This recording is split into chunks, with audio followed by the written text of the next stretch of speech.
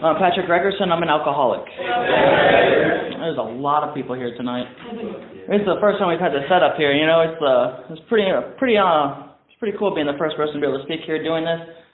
Usually I'm the speaker seeker. That was my service position here for quite a while, about 9 months, and I just turned that position over to my buddy Dave, and I'm very honored that his very first person he has to speak is me. So it feels pretty cool, you know. But I have a sobriety date. My sobriety date is December 6th, 2014. I have a home group, which is this home group right here, and I have a sponsor who knows he is my sponsor because I talk to him regularly and use him as a sponsor. I work at 12 Steps with him out of the big book of Alcoholics Anonymous, and I'm sponsoring a couple of guys right now. You know, it's not to say that like all these things are like absolutely essential to me staying sober, but they sure as shit helped. You know, I guess my job here tonight is to share in a general way what it used to be like, what happened, and what it is like now. You know, and like I heard a speaker here recently say something along the lines of, I wish I could say that my parents were like terrible people, that way I really had a good excuse. You know, but it just wasn't the case in my situation. You know, I wasn't like sexually abused or anything like that, because like I've heard speakers say that, and like as they said that, I was like, oh, that doesn't apply to me because I wasn't sexually abused. Clearly I'm not an alcoholic. You know, like I've heard other speakers say things like, oh yeah, I was beat as a kid. You know, like that never happened to me. Like my dad spanked me a little bit when I was real young, but like he stopped doing that by the time I was about eight or nine anyway. So I just kind of grew out of that one too, you know, so like I can't really use that as an excuse. You know, like that doesn't make me an alcoholic. And for a long time I used these things to compare out, you know, because I'm really, really good at saying that I'm different. And somehow, shape or form, that I am different. You know, and like I was born in St. Paul, Minnesota, kind of like grew up there. Like if you know anything about like the winter time out there, it gets cold as shit.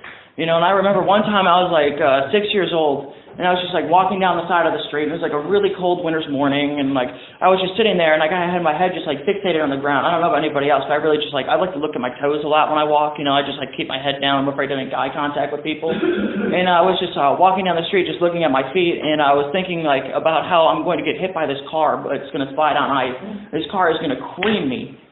And then I'm going to, I just picture like all my family gathering around at my funeral and all this and how everybody's going to be so sad, and like my parents aren't going to like go the rest of their life without their favorite son and all these things. And like, of course, obviously none of this happened, you know, but it was like as like a part of my life from a very, very young age, like I have this thing where I'm just constantly full of fear.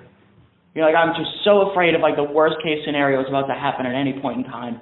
I have no idea where that shit comes from. It's not something that was put there. You know what I mean? It's not like something like my parents gave me that. You know, that is just like in the center of my being. It's like this fear.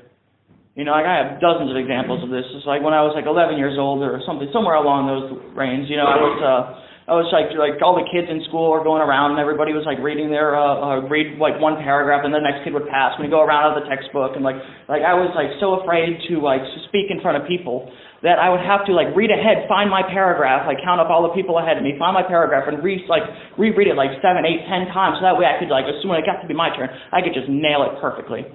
You know, and like by the time like a couple of kids before me, like a really smart kid would read like 2 or 3 paragraphs and fuck me all up, and like I'd have to go through and I'd have to readjust all my paragraphs. I was thinking about how much of an idiot he was for reading all these, and like I'd have to reread it. And by the time it got to me, I'd read like the first 2 sentences perfectly, and I was like, all right, I'm nailing this shit.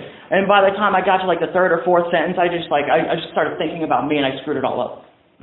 You know, and then I knew I was going to be like the laughing stock of the whole school, and everybody's going to know that I can't read, and like I was just so nervous that you guys were just going to be constantly talking about me like all these times, you know.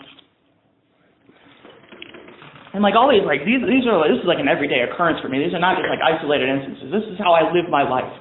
You know, this is every single day in my skin.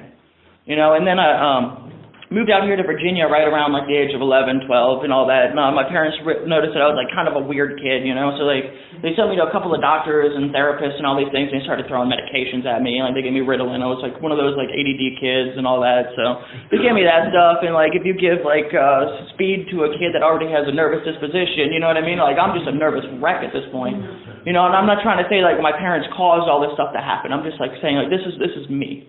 You know, I'm trying to like illustrate a picture of me. Like my parents are not at fault for that one. You know, they truly tried to do that the best that they could, and I truly believe that.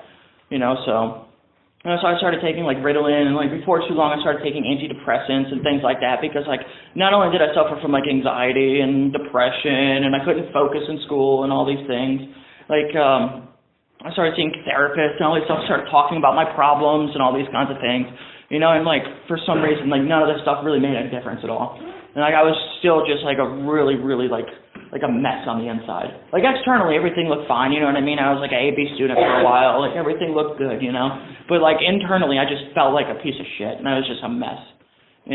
Forgive me for swearing, I swear a lot, and like if I'm really supposed to speak from the heart, I hope I'm not offending anybody, and I'm probably going to talk about drugs here a little bit too, like no offense, I know it's an AA meeting, that's just how it goes. Forgot to preference that.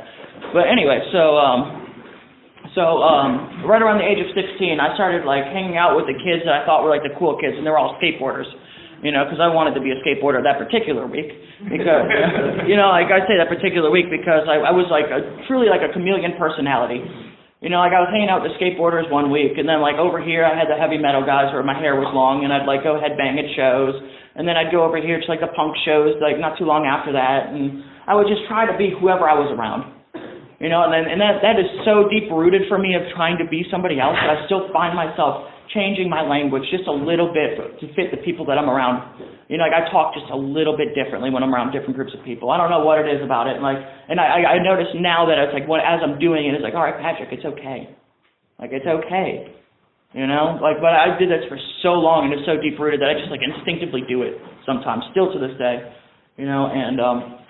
And so, like, I was hanging out with the skateboarders and all this, and they were, like, starting to smoke weed and drink and all that kind of stuff, It's like, and they asked me to do it a few times with them, and I went through the DARE program, and it's like, I'm sure a lot of you guys did, too. You're all about my age, It's like, so, if you go through the DARE program, they tell you that if you smoke pot, you're going to end up homeless, like, living under a bridge with, like, leaves in your hair, and, like, or you're going to go to jail instantly as soon as you take one drink of alcohol. Like, they just, like, use, like, the whole big fear tactics, It's like, I was so afraid to go smoke a little bit of weed with them and drink a couple of beers because I knew I was going to be me. And I knew I was going to die instantaneously as soon as I put any of this stuff into my body, but I was, like, so afraid that they wouldn't accept me as being one of them, too, so it was just, like, a constant, like, internal struggle. I was like, after I would turn them down, I was like, oh, no, I have to go do my homework, and walk with, like, my head down, like, back to my house, thinking, like, God, they're not going to like me, I'm such an idiot, like, I should just say yes one time.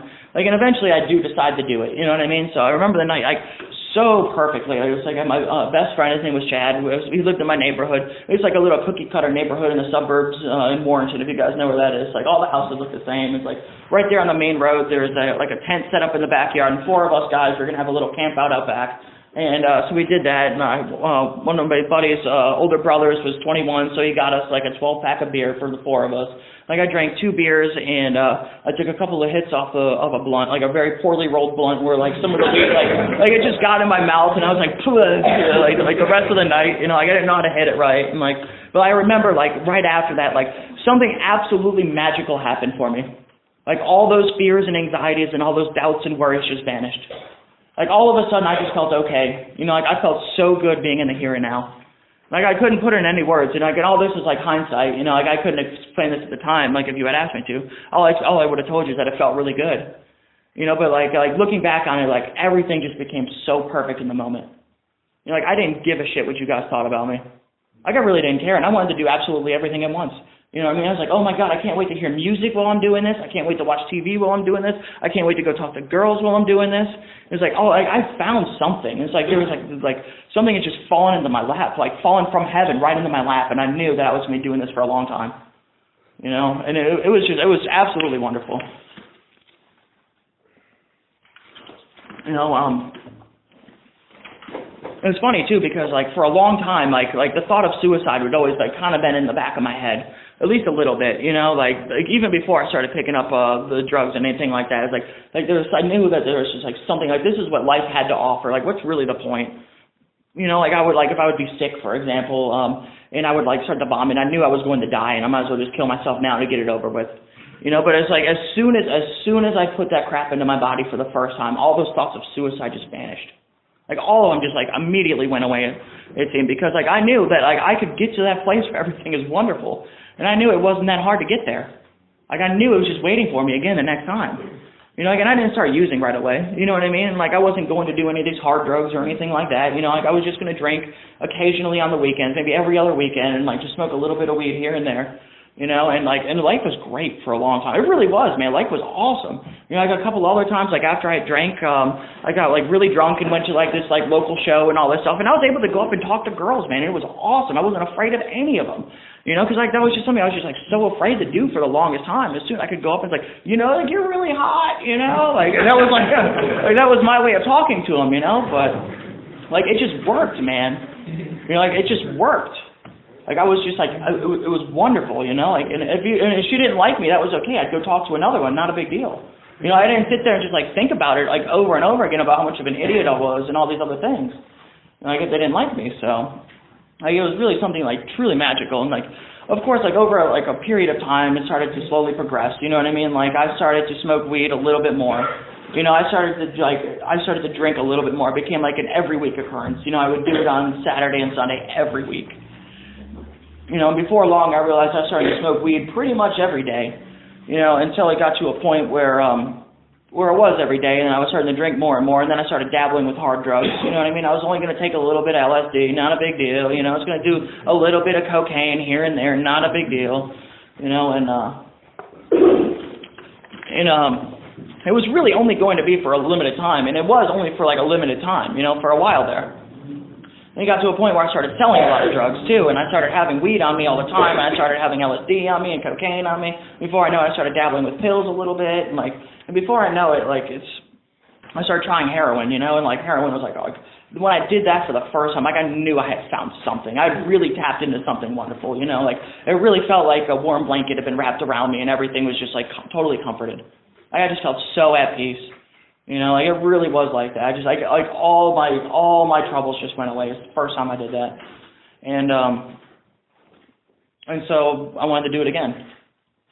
You know, and then I wanted to do it again after that. You know, but I was making it very, very sure that I was going to do it no more than 4 bags every month. That was an absolute hard limit. That was an absolute hard limit for me. I was not going to do any more than 4 bags in 1 month time period. You know, and in the very first month I did that, I did 6 bags in that month.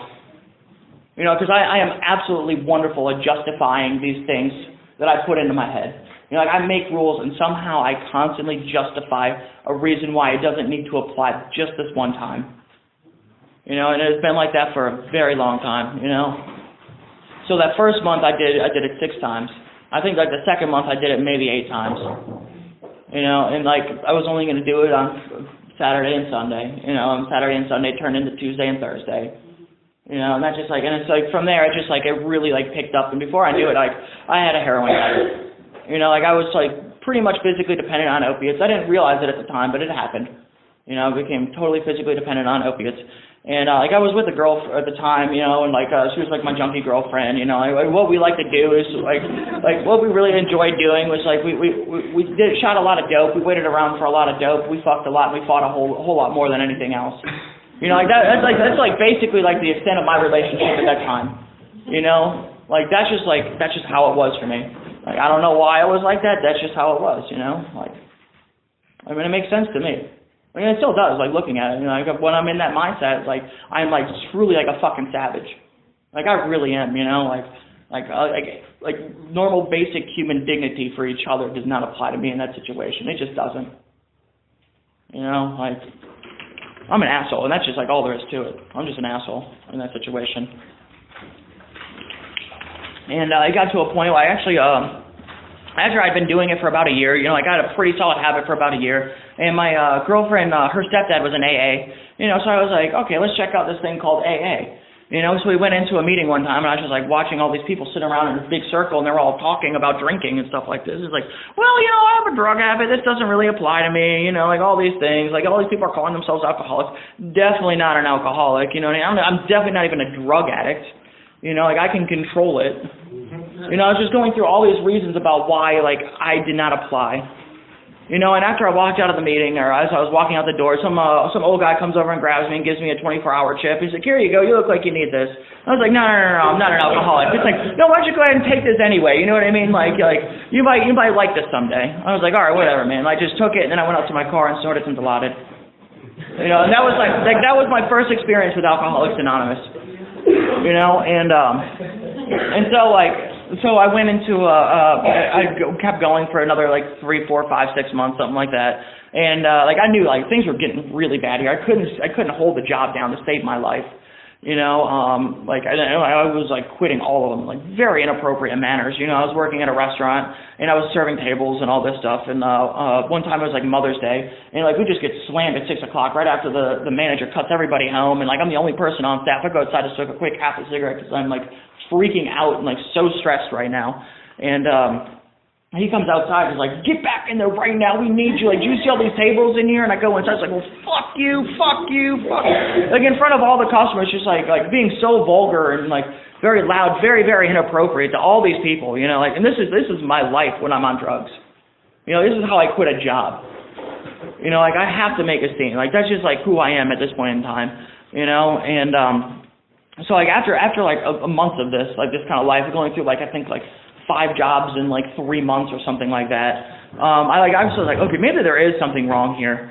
Maybe there really is, you know. And so I decided to go back to another one of these meetings. You know what I mean? It was actually in a different fellowship. You know, very similar to ours. You know, they do steps a little differently, but you know, like a very similar fellowship to this one. And I went into their meeting, and like I heard these people starting to talk a little bit, and I just felt something. You know what I mean? I don't know what it was. Like I just felt something kind of happen to me. You know, like I don't know if I felt like I was like relating in. Or like I don't really remember much of that meeting at all, truthfully. I just remembered at the very end they asked if anybody had any burning desires, and I just started crying, and like people were like, oh, it's okay, man, like here's what you do, you know, and, like they gave me a bunch of bad information, but one guy told me like the best information I ever heard is like you need to go rat yourself out to your parents. You know, I was like, okay, I can do that. You know, like my parents probably have a better idea of what to do with my life than I do. So I kind of like made a resolution to myself. It was like, okay, like this was I think on like a Thursday night, and I was going to wait until like if I did not rat myself out to my parents the next Thursday night, I was going to have my girlfriend and my best friend at the time stage an intervention for me on this Friday night. And this is like the best plan I could come up with, you know? It's like if I could not get my shit straight and like do something within 1 week time period, I was going to have my parents literally intervene in my life and to do something about it, you know? So I waited until I think it was until like 2 a.m. on Thursday night. My parents were sound asleep, and I did the last of my drugs. And I went into my mother's room, and I don't know why I decided to do it at that particular time. I didn't even think I was going to, but like I walked into my mother's room and woke her up. I was like, Mom, I have a drug problem. And she's like, oh my God, no, I thought you just had a drinking problem. You know, so I was like, no, Mom, like it's heroin, you know, and like it's really, really bad too. And she actually stopped right then and there, like woke up and like, took out the laptop and like looked for a place for me to go to rehab right there at that moment. You know, this is like 2 a.m. on a Thursday night, you know, like she's got to be at work the next day. And it's like a love that some people have for me, even when I'm acting like this. It's just absolutely amazing to me. You know, like right there. You know, it's like I didn't deserve that.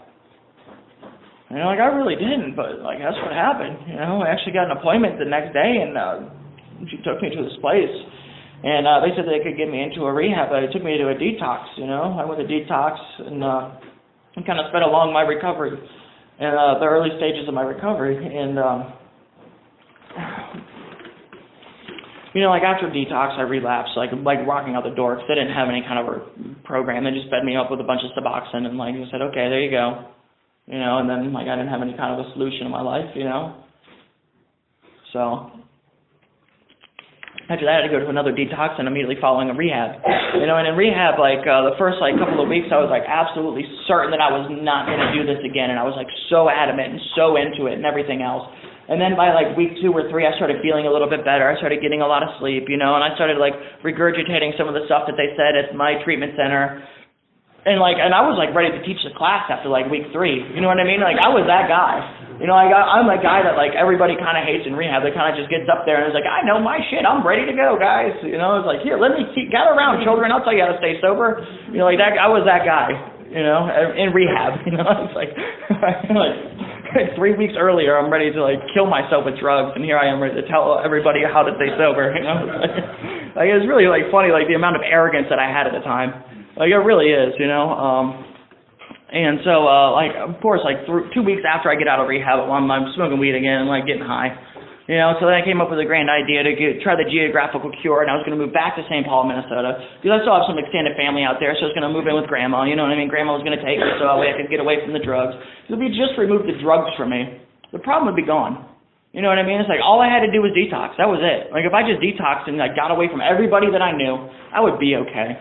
You know, so I got out there and I started drinking again and got a DUI and started shooting dope again. Like my thing is like at one point I was just like wandering downtown Minneapolis, you know what I mean? I was going to neighborhoods I had no business being in, you know, like I was literally robbed because my skin color was the wrong color. You know what I mean? People were wearing like gang clothes and stuff like that, you know, like they were wearing bandanas and all that shit. Like those are the neighborhoods I went into just to try and get high. You know, and so after like all that stuff, like of course like Grandma knew something was up, so they staged an intervention for me. And they gave me an option: is either I can be homeless in Minneapolis and St. Paul, or I could move back to my parents' house. I'm like, if you know anything about winters in Minnesota, they're very, very cold, and being homeless in like 0 degree temperature does not sound like a very ideal situation. So I decided to move back to my parents' house. You know, like this is 6 months after I moved away for the first time. You know, it's like it doesn't take me long before I get right back to where I was and then some. You know, even worse neighborhoods than I'd been in before. So I go back here and I try hanging around a bunch of meetings. I actually go to a lot of meetings. You know, I did, I think it's probably 180 in 90 days. You know, say you go to 90, I doubled that shit easy. You know, like not even a problem. You know, and after that I still smoked weed. You know, and I tried going to even more meetings and doing this. I tried going to all the dances and all that stuff and all the fellowship stuff. You guys were going out to eat dinner afterwards. I was there, man. You know what I mean? Like I tried everything I could think of to like do this thing. You know, like I'd go to a shit ton of meetings and do everything. I'd have a sponsor, you know what I mean? I'd even call my sponsor up and say, hey man, how's it going? Just checking in. I'm doing pretty good today. That's all, bye. You know, like, and all these things. And the whole time I was sitting there and I was still like gambling on the internet. Cause that was like when the poker thing was really big, you know, like I was just like, I was so desperately trying to do something to fix this internal problem that I have. You know, because like, I don't know if I heard this or not, but there's, like I heard a lot of people out in, actually I don't know if I heard this, but at the time, but it was like alcohol and drugs are not really my problem. Like that is a symptom of the problem. It talks about in the big book, it is only a symbol of the problem. Like the real problem is an internal condition called a spiritual malady.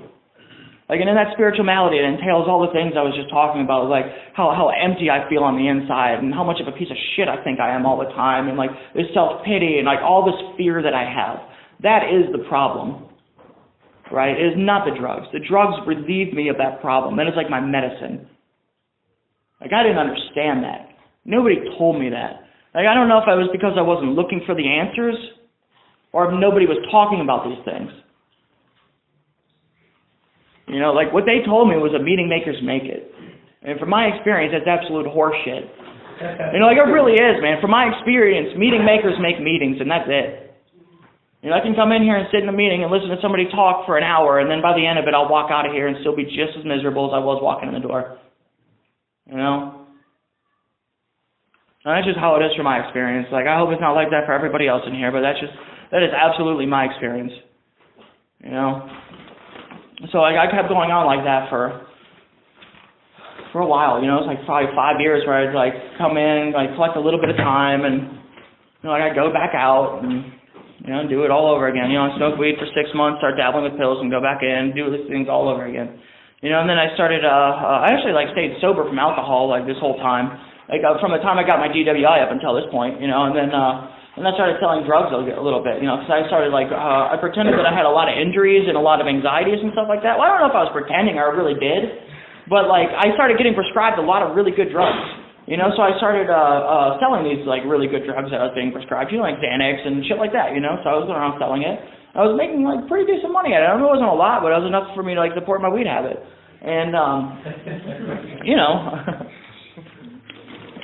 I was living at home at the time with my parents, so, like, I didn't really care about working, so I would just, like, sit around and smoke weed all day and, like, sell a couple of pills and gamble on the internet, you know, and that was like my life at the time. You know, and it got to a point where eventually some guy I knew, he got caught with like 7 grams of heroin or something like that, and he had to set up a couple of people in order to get off the hook, and like, guess who he set up, you know, so, you know, like he set me up, and I ended up getting some charges being for distribution.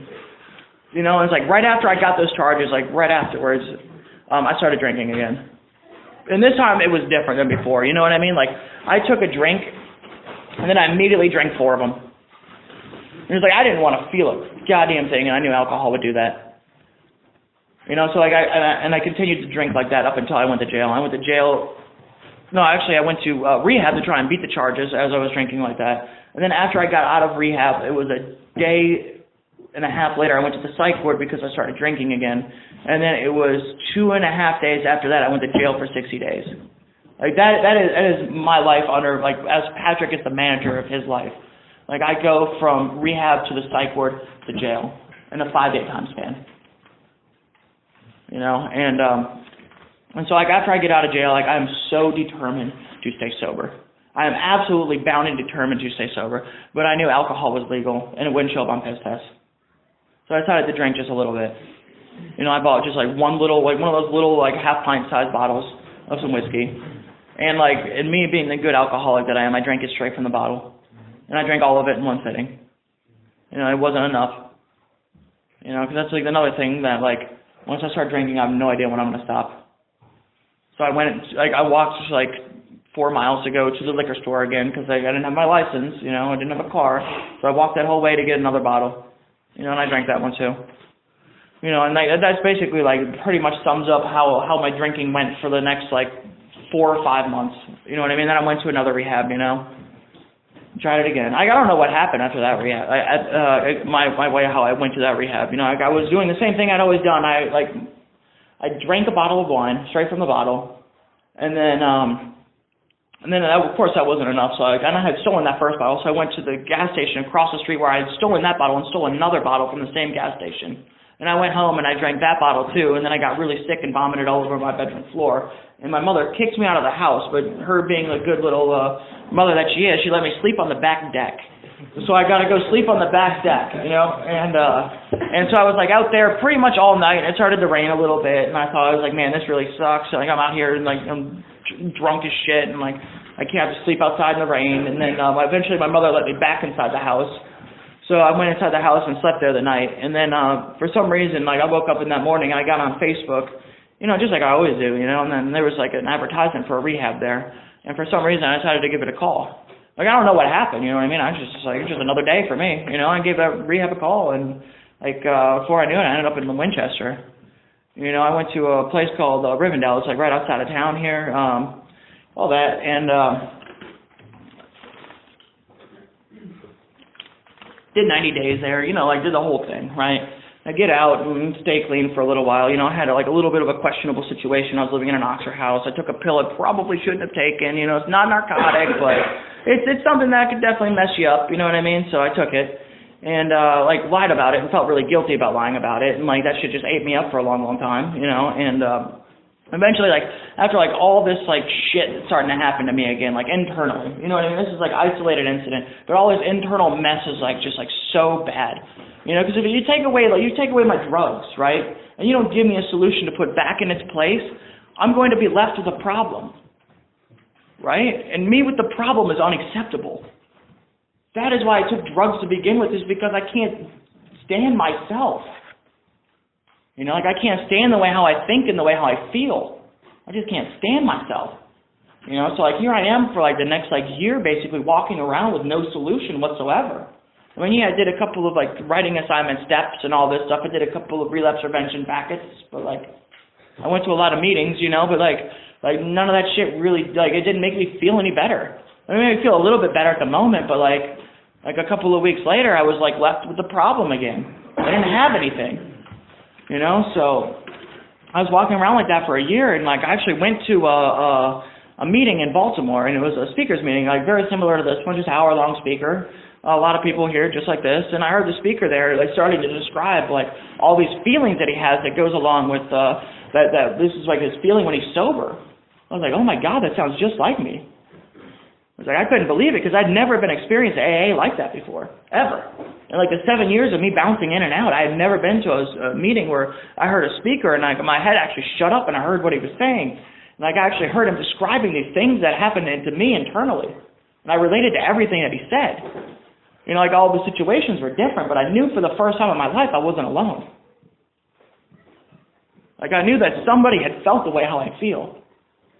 They had the pain and the fear that I had inside. You know, and I could tell as he was talking, he didn't describe any of this, but I could tell he wasn't feeling that at the moment. You know, like I just knew that something had happened to him. Like I could just see it in his eyes that something was different. You know? And I wanted a piece of that. Just a piece. You know, so after the meeting, the guy who took me up there, I had a lot of questions for him. I was like, dude, is this what like AA is like in other places? Like, how is this like, I've never heard anything like it, man. Like, the way how he talked about things, I just never heard anything like it. You know, and he's like, man, I was like, it's really a shame that AA is not like that everywhere. Like, it really is, you know, and this guy, like, he became my best friend, the guy who took me out there. And started hanging out with him all the time, and eventually, like, as this, like, internal pain started to grow more and more and more, even after hearing this stuff and, like, really relating in, like, I remember it was, like, everything kind of came to a head all at once, right? Like, I had the flu, and I hadn't been to a meeting in, like, a week. I hadn't really talked to anybody. Like, I basically just stayed isolated in my room for, like, a week with the flu.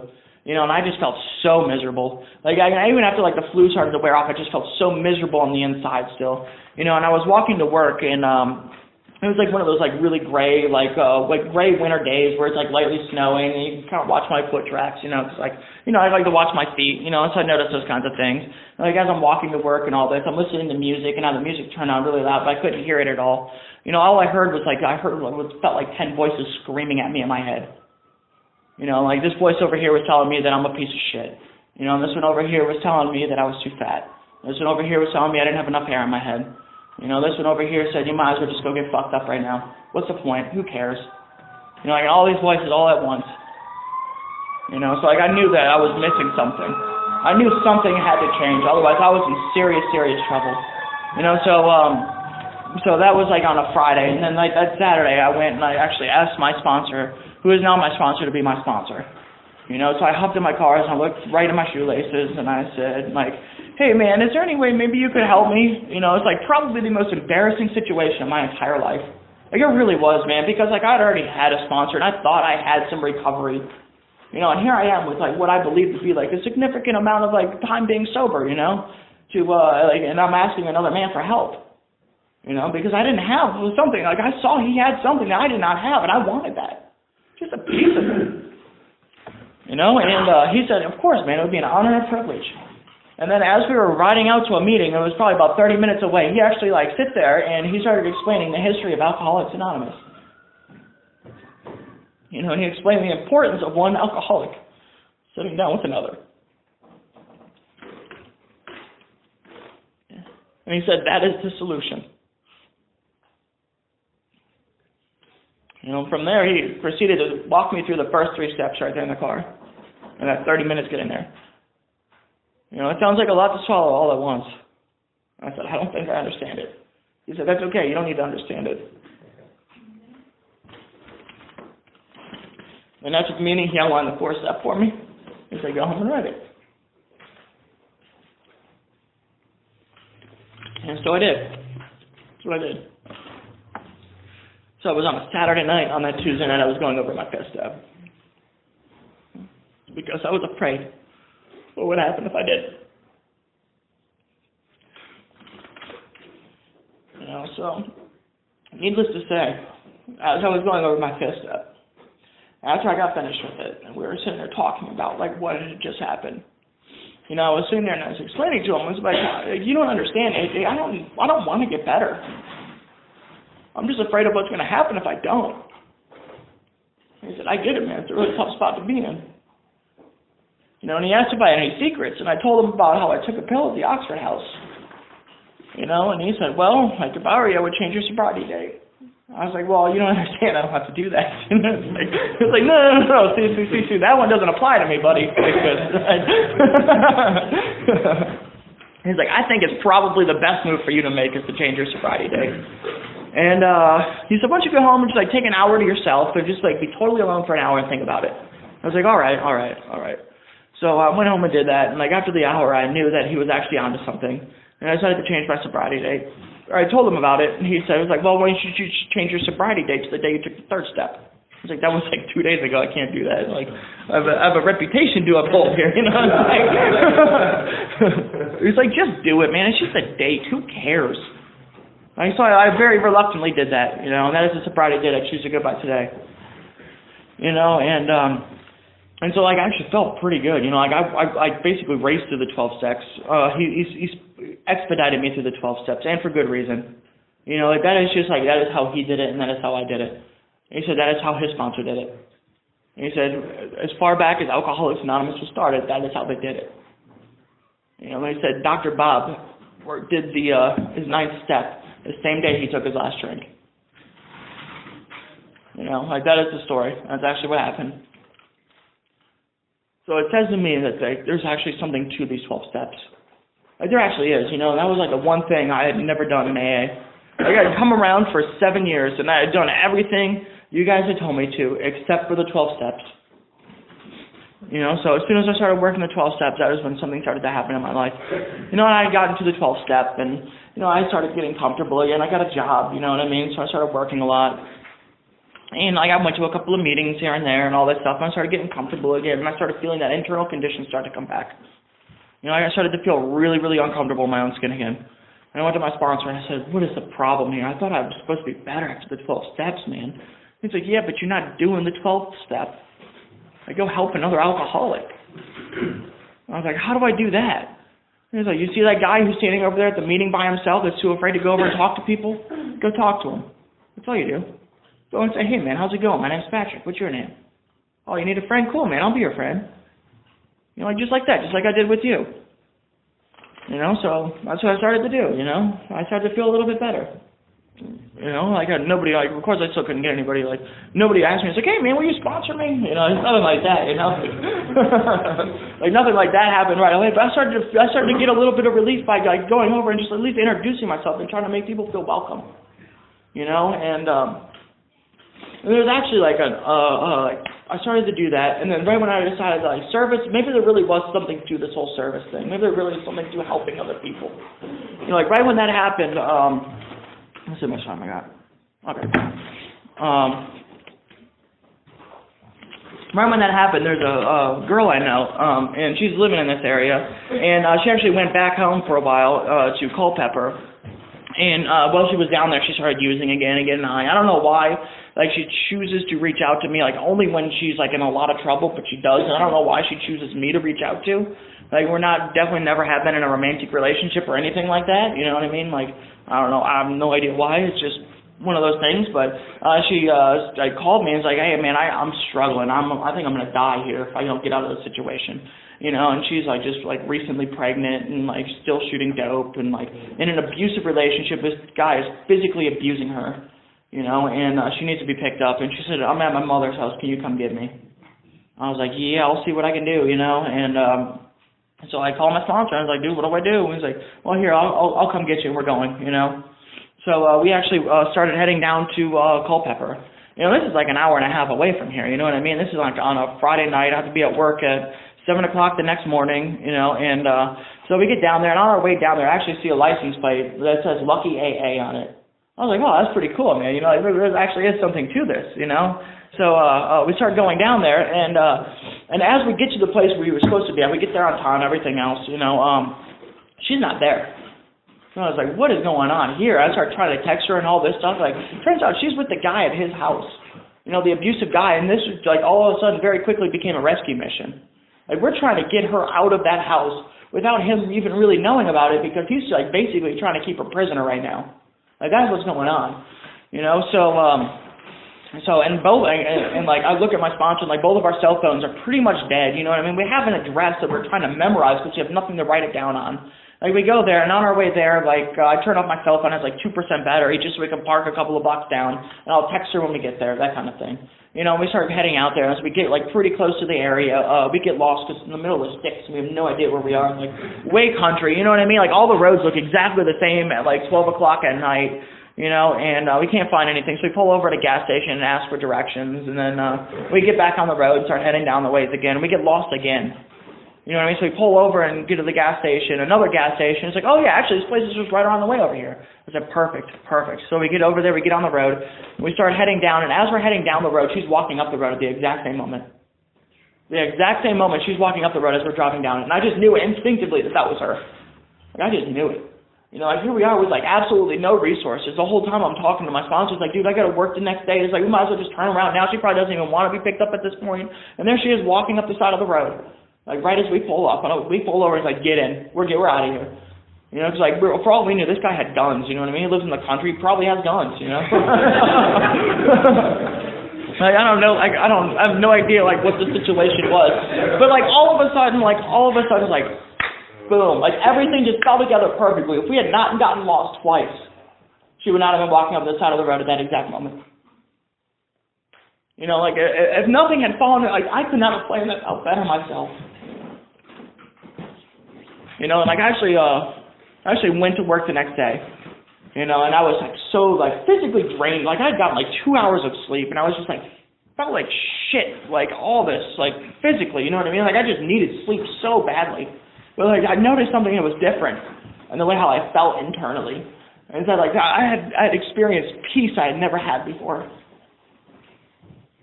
Like there was something happening inside of me that I had never ever experienced before. And the only thing I could really use to describe that word is God. You know, like to really show something that's like really going above and beyond the call of duty to helping out somebody else. Like really kind of like putting my whole life aside and going and helping somebody that really needs my help. You know, and that was like for like the first time I really understood the importance of being of service to other people. You know, like I still can't really explain how any of that shit works. I can't explain how God works. Can't even explain what God is to me. I don't know. I don't know what God is. I just see that as a very, like, that night was just something else, man. I didn't know what happened. I couldn't have planned that out. You explain it to me, the only thing I can use to describe it was God. Don't know what it is, don't know where it came from. And then afterwards, I just felt so good the next day. Even though I didn't get any sleep and I felt like shit, you know? Like I just felt good internally. None of that mess was going on. You know? All that anxiety and all that fear and all those doubts weren't there. It gave me the exact same relief that the drink did and the drug did. That is how I felt. You know? And like shortly after that, that's when I started sponsoring people. You know? Because like something had changed in me that night. You know? That's when I really started trying to help people. And so I kept going over and reaching out to new guys, you know, and kept trying to like, hey man, how's it going? My name's Patrick.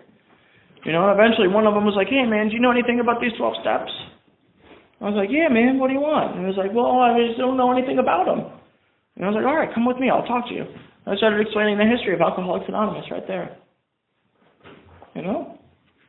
And that's like the really crazy thing, is like, because at the time, like I was only counting, I did like 5 months of my sobriety. You know, and he didn't ask me how long I'd been sober.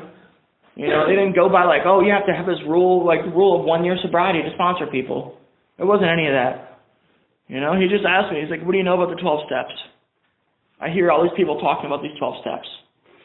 You know, so I pulled them aside and started explaining the 12 steps. Like right then and there, right there in that spot. Or right outside of a meeting. You know? That's just how kind of things all go for me. You know, like I don't practice this to the best, like I don't practice this like perfectly, but I try and do it. You know, when I don't do it, I definitely notice the effects of it. You know, like I noticed like here for about a month, like I'd kind of really been slacking, like resting on my laurels, as it says in the book. You know, I was like looking at past achievements and like justifying about why I don't need to do these things as much as I used to. You know, and it wasn't long at all before I started getting really disconnected again and like really crazy again. And all those things started to come back again. You know, like I didn't think about drinking though. That is like really the amazing thing, you know. It's like I didn't think about like drinking or doing drugs. Like, I thought about putting a gun to my head, you know, but that's like a completely different story. Like that's the thing, like once I hit like the 10th step, all the alcohol like thoughts and drug thoughts are gone. Like all of them are just like vanished. And since that point I haven't really like ever thought about using that as a solution. I think there was like a 30-second time period once where I had thought about using it as a solution to make myself feel a little bit better. Like once I had really like gotten to that point, I had really reached a state of neutrality with alcohol. You know, like I've been into like wineries and stuff like that with my mother on her birthday. I didn't even think about drinking. You know, it's pretty crazy.